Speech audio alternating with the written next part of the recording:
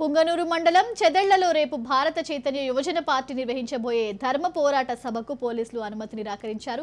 సభా ప్రాంగణం మోహరించి సభ నిర్వహించొద్దని అడ్డుకున్నారు. పోలీసుల తీరుపై భారత చైతన్య యువజన పార్టీ అధ్యక్షులు రామచంద్ర యాదవ్ మండిపడ్డారు. పోలీసులు మంత్రి పెద్దిరెడ్డి అనుచరులా వ్యవహరిస్తున్నారని ఫైర్ అయ్యారు. ఎట్టి పరిస్థితుల్లోనూ ధర్మ పోరాట సభ ఆపే ప్రసక్తి లేదని తేల్చి చెప్పారు.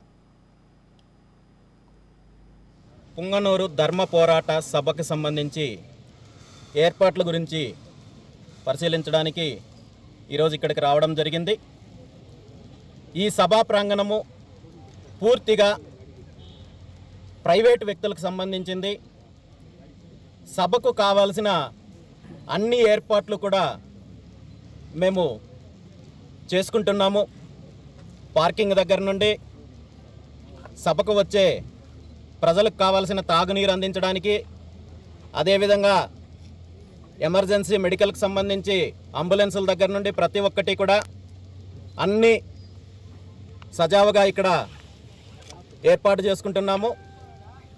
అయితే ఈ కార్యక్రమాన్ని కూడా అడ్డుకోవడానికి సభ పూర్తయ్యేంత వరకు కూడా నేను ఇదే ప్రాంగణంలో ఉంటున్నాను.